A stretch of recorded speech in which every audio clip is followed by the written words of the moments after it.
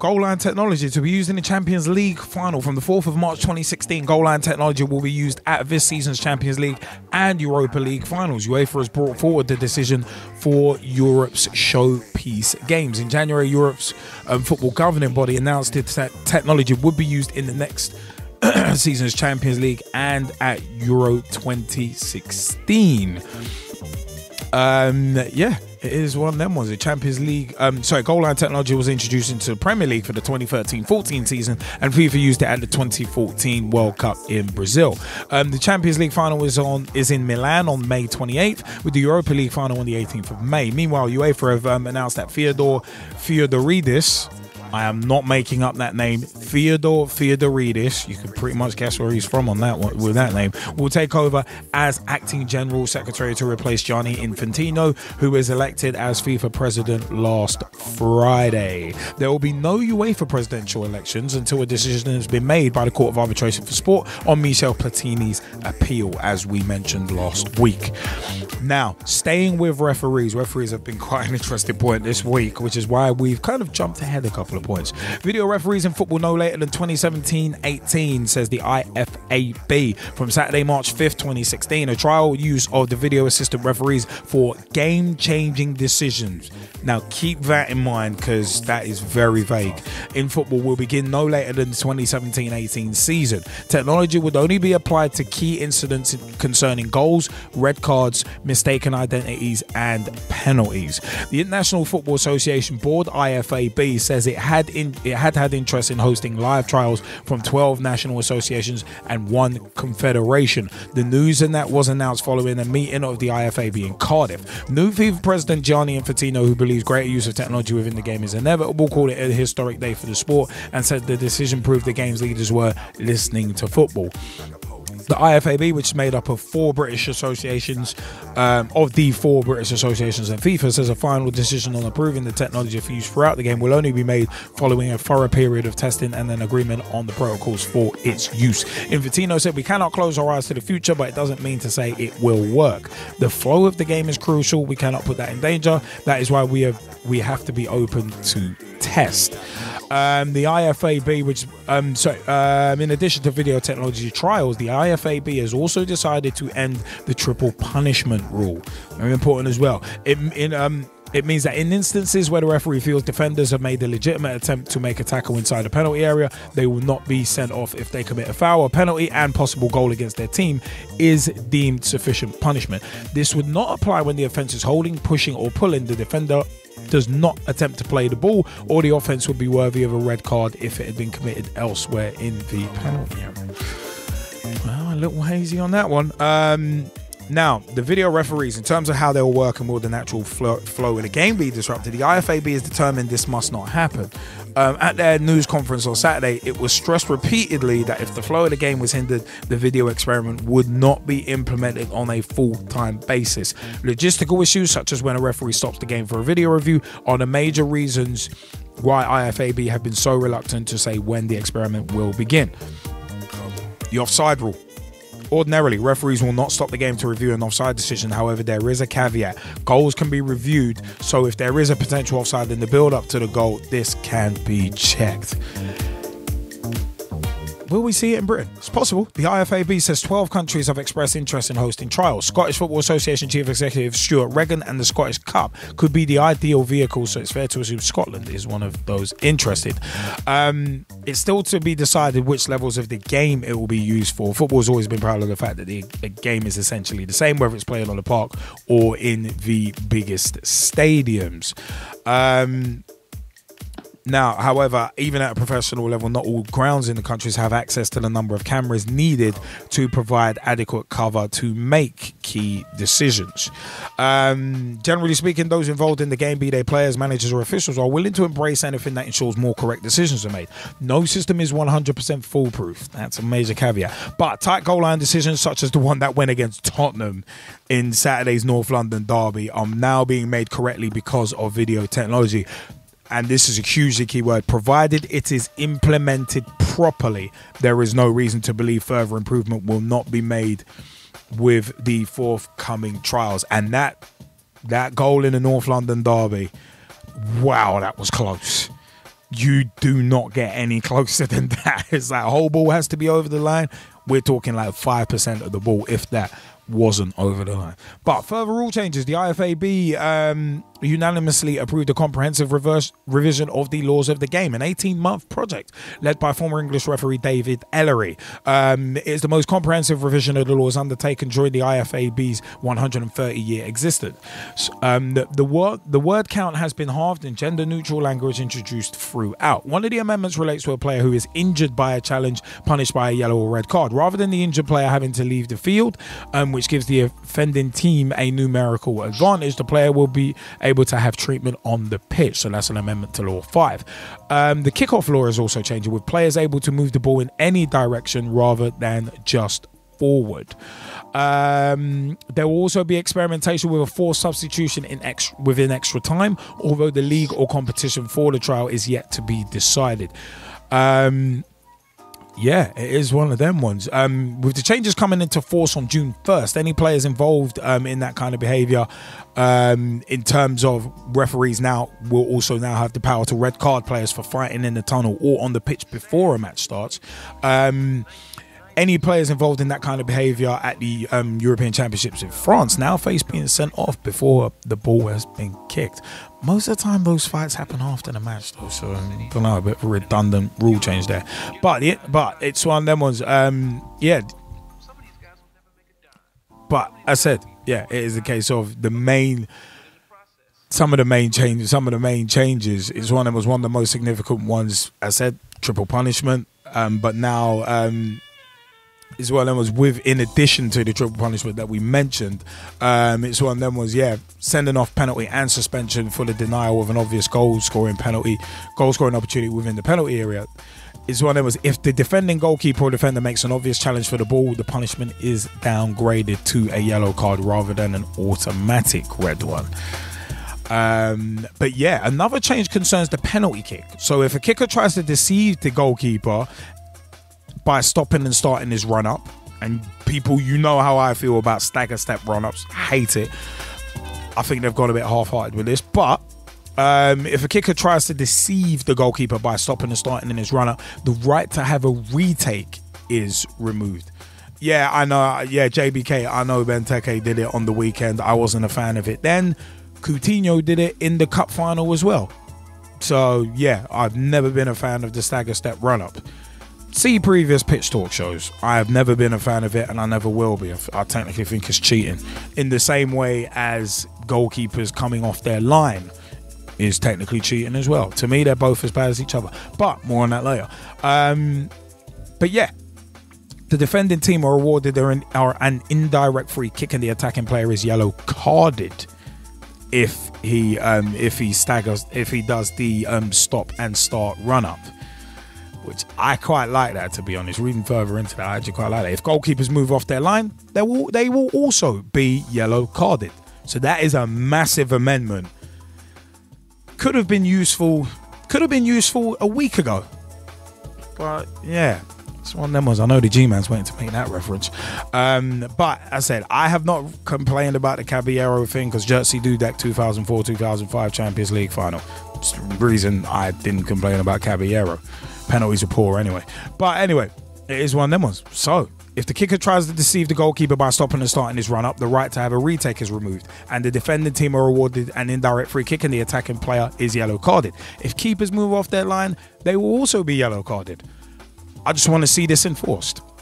But let's see. As well as conducting experiments with video technology, the IFAB have sanctioned further trials allowing a fourth substitute in extra time. The use of sin bins is only continuing in minor age group matches and not at the higher senior level.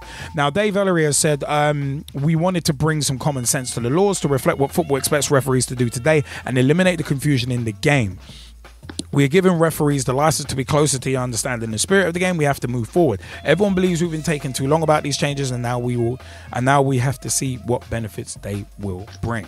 Now, Pierluigi Collina has actually welcomed the approach. He said he has said to Reuters, being a referee and being assessed not based on what we can see but by TV camera images leaves many referees frustrated. He said half the football community cannot understand that a mistake committed by the referee is only committed because he is a human being and cannot see every incident. incident. So the use of video assistance will help the referee enormously. I am not skeptical about this. The referee on the field tries to do his best, but he has not been assessed on what he can see, but what the television shows. Keep that one in mind. That's a very interesting point from Kalina. Yeah, just think how difficult it is to correctly assess an offside incident sometimes, for example. Now, Kalina has also said, it's what it says. It's one of them ones where we have to be cautious because there are instances in play which are difficult to assess by TV images.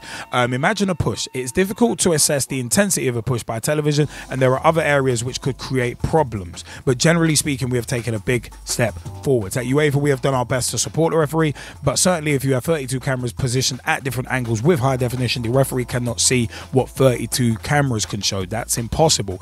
In the past, that has been frustrating for the referee, but now we can see if some of this technology can help the referee, and that's very positive as well. So it is one of them ones. As I said, the law changes take effect from June 1st and will be in place for the European Championships, with video trials to be implemented no later than the 2017-18 season. So, G-Man, your view on this, and then we're gonna throw it to the Skypers as well. Well, yeah, first and foremost, I think this is very promising. I'll lead back to a conversation that we had on Daryl David's wall, which, interesting points were flashed out on, both scales of the whole argument, for and against. But my personal point of view is, I think, the way referees are situated in the game at the moment, they're living under very prehistoric standards. Now, if we just compare them to the players themselves, players have fancy new boots, new technology are made for their boots year in, year out to help better their performance on the pitch. New shirts, new shorts, whether it's watertight, skin tight, they're wearing belt packs, they're wearing all sorts of technology now to help them improve their game, yet the referees are still mandated to use some old prehistoric technologies where technically it's no technology, it's just a whistle and their eyes and their second and third official, which in Europe they've got 5 officials, and apparently they've got a 4th official, that's speaking into their ear. So I can only stress that video technology can only be better for the game. There might be parts of the games where they try and implement it and it doesn't work, but we've seen it ourselves as viewers. We get to see multiple replays, and we see decisions referees clearly get wrong. Now, if that is not a clear indication that, there's something wrong with the game, if we're sitting at home arguing the fact that, just say a penalty is not given after a player has been clearly hacked down in a box, and the referee hasn't given because he's blindsided, then that just makes the game look stupid. That makes the beautiful game actually look stupid, because it's like, but you've got video technology, you've got video replays. We know the referee has an earpiece in his ear. We know he's in communication with someone that's on the touchline. Why is that not all synced up already for the referee to get that information to him? And it can be done in split seconds. Yeah, people say it can't be done in split seconds, but Liam, we're from the media, yeah? Now, we know that earpieces, if you're on a camera, as a camera operator, you're wearing an earpiece, you've got a VT telling you what shots to pull. That's live, that's direct. Yeah. Liam, camera 1. Gavin, camera 2. James, camera 4. That's live. That a referee can get the same sense of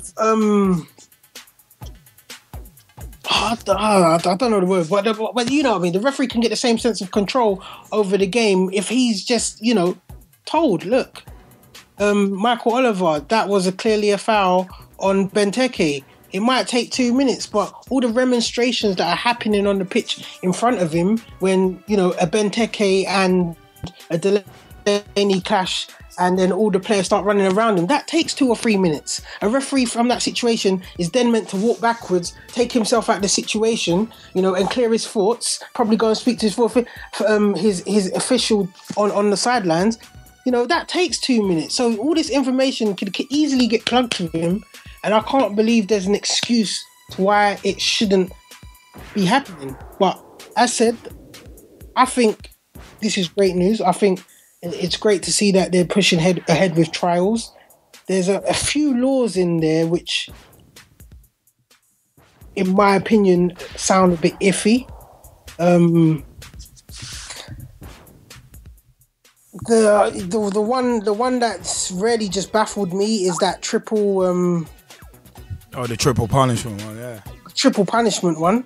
You know, to be honest, if I was refereeing, that would confuse the hell out of me, because a penalty is a penalty, you know, and you know, a red card's a red card. Now, all this thinking about having to bump it down if it wasn't that serious, if it wasn't, just trying to think about the logics of it.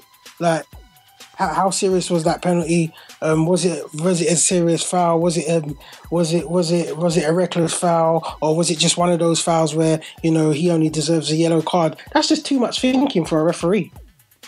But then I guess that's where the video bit kind of comes into it, because you can use that, because you can in theory use that to help. It's like, okay, cool, right, he did deny a legit goal scoring opportunity. That was a cynical pullback. He's hauled him to the ground. Yep, that stays as a red.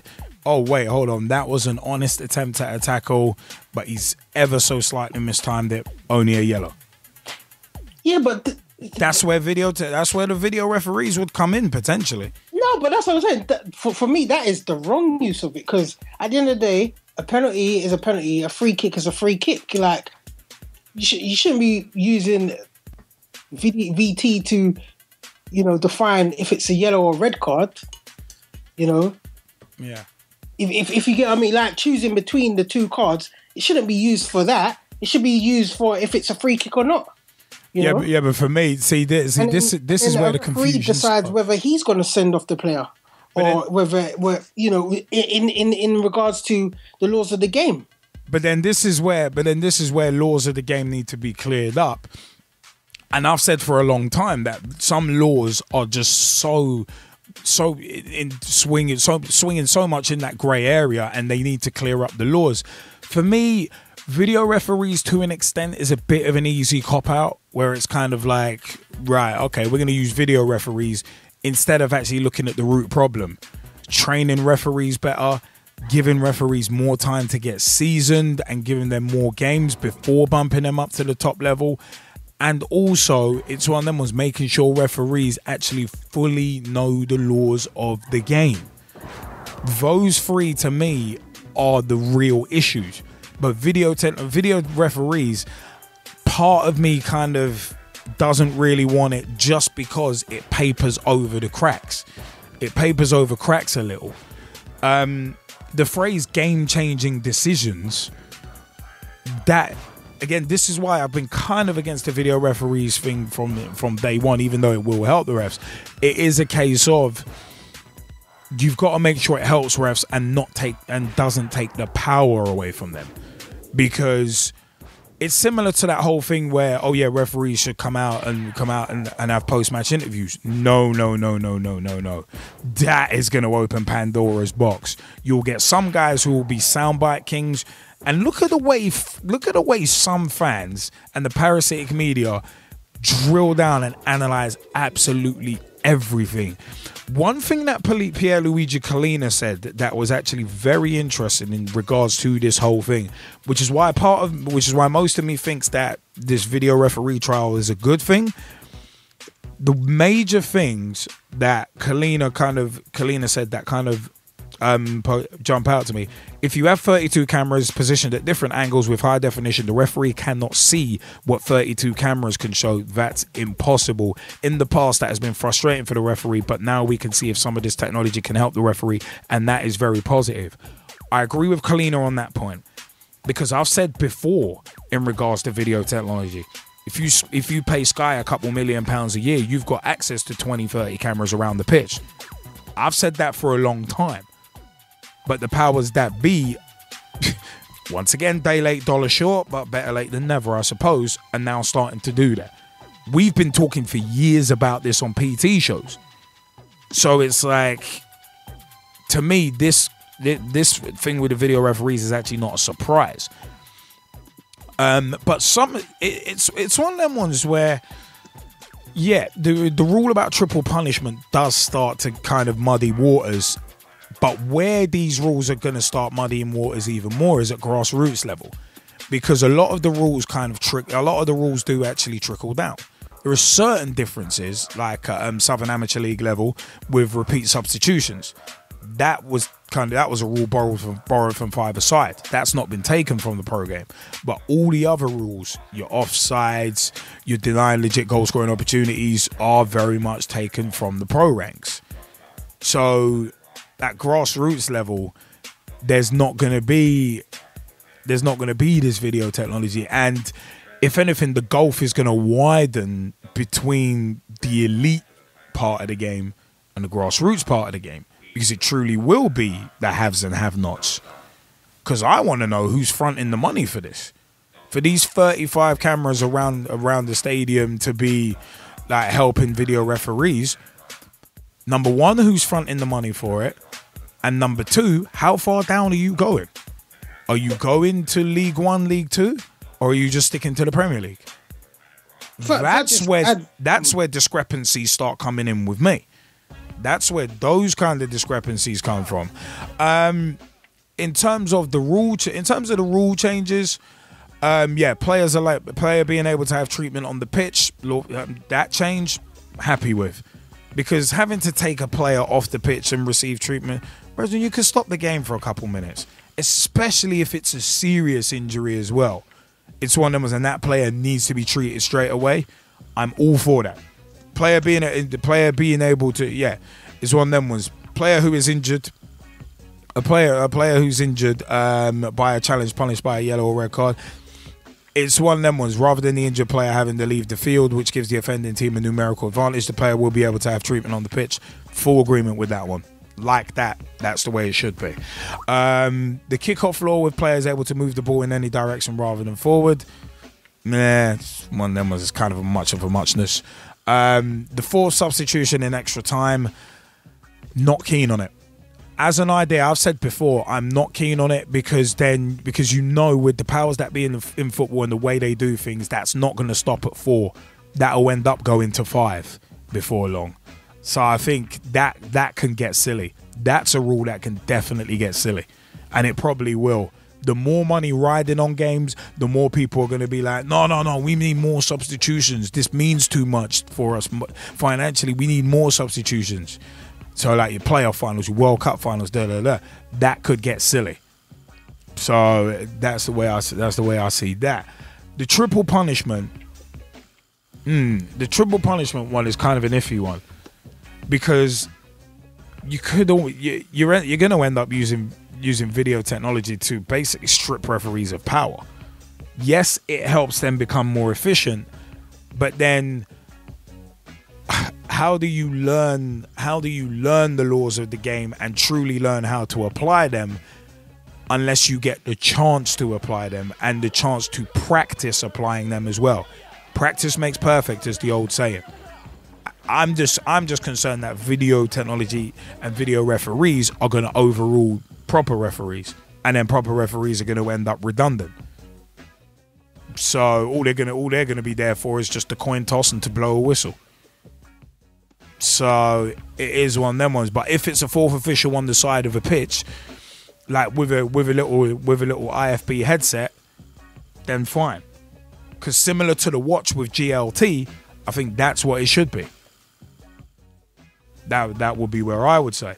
Yeah, the triple punishment thing. Yeah, some people make honest tackles to try and get the ball and end up getting sent off. That's a bit harsh, to be honest. Rather than say what Ricardo Carvalho and guys like that used to do, just take out your man. Just utterly cynical. But then again, that law is still open to interpretation.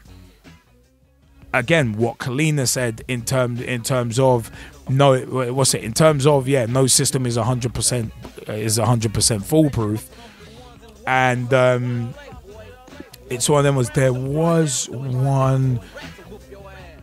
Yeah, offside. Yeah, offsides. It'd be one of them ones that it'd be good to use it for that, but it might take a bit of time. But there was one little bit that Kalina said as well. There are instances in play that are difficult to assess by TV images. Imagine a push. It's difficult to assess the intensity of a push by television, and there are other areas which could create problems. That's another interesting quote, because as long as laws are open to interpretation, video technology can only help a certain amount. It's not 100% foolproof. And the way things can become 100% foolproof is just by clarifying rules, clarifying laws. That's the way I would see it. But the other point I wanted to mention as well, goal line technology to be used in the Champions League final and the Europa League final. Well done, UEFA. You're only a day late and $1 short, but yeah, okay, cool. Better late than never. Better late than never. We've been calling for this for a long time. But my feeling is, on goal line technology to be used in the Champions League final and the Europa League final, I've got the weirdest feeling that in both finals, there's going to be no use for goal line technology at all. But in at least 2, maybe 3 of the matches leading up to the finals, you're going to see incidents where goal line technology could be used. It's just sod's law that that's going to happen. Yeah. For me, anyway. But it's one of them ones that if you're going to do it next season, you've got to do it for the whole tournament. If you're going to do it in the final, do it for the whole tournament. Yes, it would have. Yes, if it was around in 04-05, it would have robbed Liverpool of one of the greatest, of pretty much the greatest moment I've seen in my 20+ years supporting the club. But right is right. So, but the one major thing that kind of stuck out to me, and I actually, obviously this is the first time with us reading this, so it's a case of reading this in detail. There was one rule in particular that I am actually very, very happy with, and where is it? I'm just trying to find it so I can get the exact verbiage right. Where is it? I just want to bring it. Yeah. If a kicker tries to deceive the goalkeeper by stopping and starting in his run-up, the right to have a retake is removed. Instead, the defending team are awarded an indirect free kick and the attacking player is yellow carded. If goalkeepers move off their line, they will also be yellow carded. I think that's the best of the lot in terms of the rule changes. That is the best of the lot, on a personal note. Because I've said for months, borderline years, I hate that stagger stop run-up. I really hate that stop-start run-up. I think it's cheating. Because you've seen it so many times where a guy's running. The keeper's guessed where he's going to go and is halfway diving, expecting the ball to be kicked at that point. And then the guy completely stops and just rolls it in. It's cheating. And I've said this before. This is not the first time I've said this on a PTLIVE show. I think that's cheating. Rule it out. And I'm glad the IFAB have actually looked at that and changed that. And keepers coming off their line, yeah. Some keepers end up 3 yards off their line. Again, we've seen it before. To 04, as much as it pains me to bring it up, 04-05. When we won the Champions League, Jerzy Dudek, when he saved Shevchenko's penalty, he was pretty much almost standing with him. Willie Caballero, same thing at the Capital One Cup final. Remember, Pit Talk at the Capital One Cup final is on YouTube as well. We had a lot of fun with it. So it's one shameless plug there, of course. But that's, yeah, I mean, it's one of them ones. That is probably my favorite rule in terms of the amendments. That one needed to be amended, and I personally am quite happy with that, because I've been calling for that amendment for a while, especially that stop-start run-up. I'm glad. I'm very, very glad. But yeah, it is one of them ones where a lot of these amendments were needed, but the one amendment that I think is actually missing, encroachment. It's not punished enough. It's not penalized enough. It's penalized like what, once every like 4 years, 4 years. Encroachment, I think is missing. I actually legitimately think that rule is actually missing. That needs to be. In what context? Well, it's one of them ones. Encroachment on penalties needs to be put to stop it. Just like simulation is supposed to be a bookable offence. But then a lot of those, again, if you've got rules open to interpretation, you're kind of, to quote John Cena's Basic Thugonomics, like a broken needle, kid, you're missing a point. Because simulation is so infrequently punished. There's another one. I mean, the video referees could help with that. That's one area it could help. But encroachment is another area it could help as well. Have the fourth official watching. And you see the little thing come up on the headset. That penalty needs to be retaken because of encroachment. And book anyone encroaching, because then you start to stop it. That's the rule. I think they've missed that one. Because as said, how often is encroachment penalised? But again, this comes back to training referees properly. In part, anyway, and also linesmen should be watching out for that too. Well, you know what I was gonna say is, you mentioned earlier, how would VT technology be funded? You know, just say the Premier League as such, yeah. But look, the Premier League over 3 years is going to make £8.75 billion just through television funds, yeah. Yeah. Well, 5.136 billion is the signed deal, and then obviously bolt-ons on that, yeah. Yeah, so, and I'm just looking, and it says 2.9 million per year, yeah, for the next 3 years, which adds up to that, yeah. But if you're getting that amount of money, there is no excuses, like, to why, each club in the Premier League, especially, cannot get VT technology. There should be no excuses, because if anything, it should be in the demand of the FA to say, look, we're going to sort this situation out first. We're gonna help you guys, because week in, week out, you have managers moaning about decisions that are not going right. So there shouldn't be any opposition, if you get what I mean. It should be willy-nilly to say, all right, yeah, that's a great idea. Take a percentage and push it towards helping us get that video technology into our grounds, and assisting you with helping the referees make a better game. Wouldn't you agree? But you've got that surplus money, because it is surplus money in a sense coming in. So why not use it to the betterment of the game, rather than going straight towards transfer kitties or the pockets of those who own, or board members who own the clubs? But then see, this is but then that's the thing though. It is a case of it is one of them ones where because the game is so selfish, and clubs generally are, because it's all business. It's one of them ones where it's like, where it's like, right, okay, like,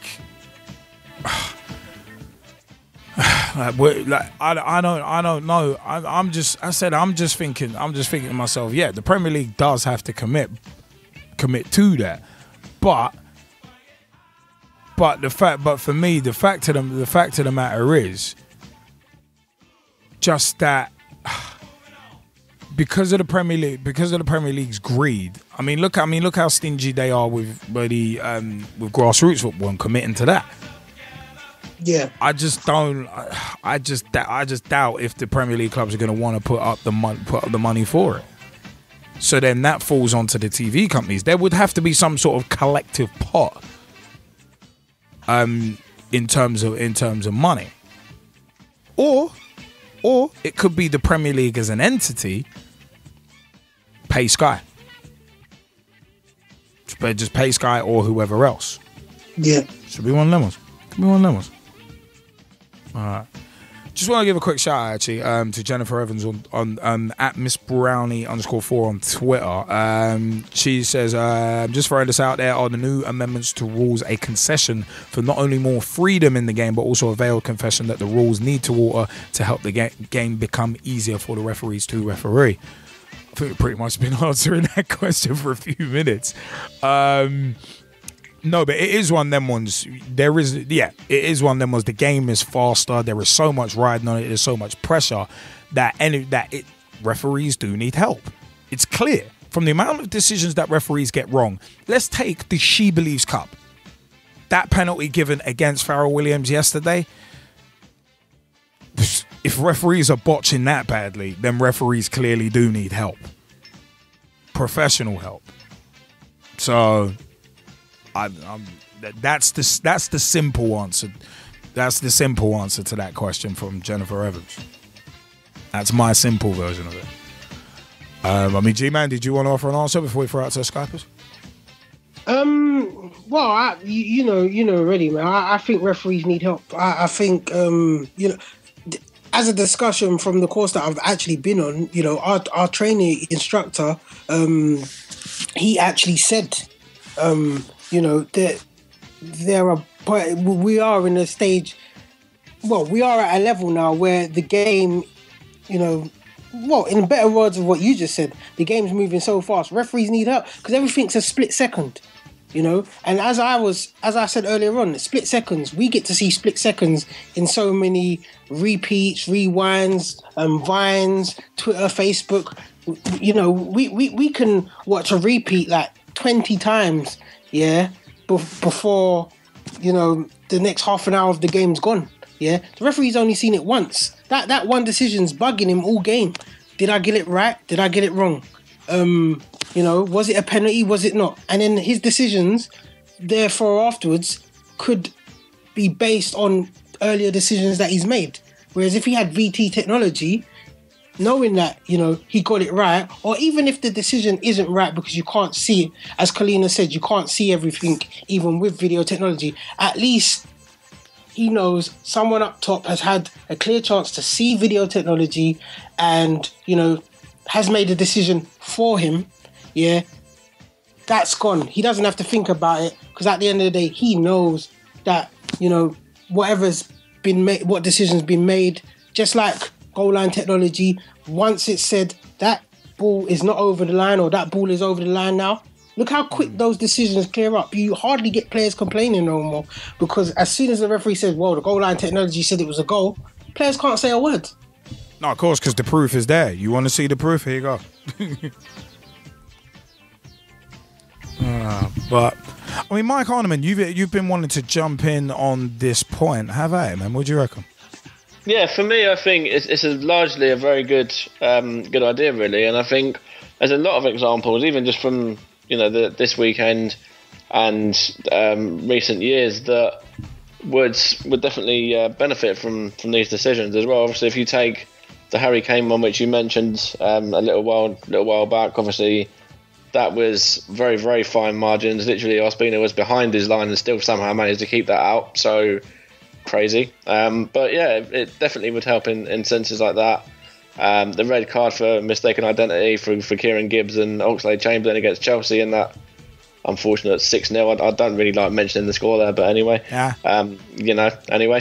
Things like that. And obviously there's the Accrington incidents as well. There was 2 in that game. There was obviously the goal that was scored right on half-time. And there was also an incident right at the end of that game as well with a penalty, which was a red card, which was given for handball outside the area from the goalkeeper, and that was, kind of one that can be taken either way. Again, I haven't seen it personally myself, but that one, again, it would definitely be beneficial for that. There is instances where it's going to be sort of up to interpretation and things like that, and obviously still going to offer out a difference of opinion between certain people and certain aspects as well. But I think in general it's definitely going to be beneficial, and like you say, really, it's day late and a dollar short in things like the cup finals and stuff like that. It's been needed for a long time. Yeah, no, I heard it. It's a case. I mean, it's a case of it's just. It is the old kind of better late than never, but at the same time, it's just it is frustrating. And I said, I think they've missed out the encroachment thing. I have to agree on that as well. I think if you're going to book someone for stuttering on a penalty, it's exactly the same. Really, you've got to treat them the same way. You've got to, what's the saying that you guys come out with about punishing them? So you kind of got to punish them in draconian fashion and so on. So you kind of just have to treat them in both the same kind of regard. Yeah, thank you for everyone's views so far, and also Jennifer Evans has just said there needs to be more accountability. I would personally like to not only see post-match interviews for the referees, but full-on press conferences where explanations are given in full as to their decisions. I think that's a really dangerous game, and that's in regards to the question, should referees be made to do post-match interviews? That's a really dangerous game for me, because you look at how the parasitic media and especially fans in general criticize everything, and they're like, oh, you're SH whatever, you're this, you're that. It's a dangerous game, and I said, look at what people like Jeff Shreves go around doing. Look at what he did. Look at what he was doing to Alan Pardew. All you're gonna get is just like parasitic media outlets needling and prodding and saying, oh, but what about this? What about that? What about this? Just needling and prodding. For me, that's all you're really gonna get, in all honesty. Yeah. So I'm not a fan of referees giving post-match interviews personally. Really not a fan of it. And also, you'll get some referee at some point who will go on like Katie Hopkins, and I can't believe I just mentioned that idiot's name, but there's a point.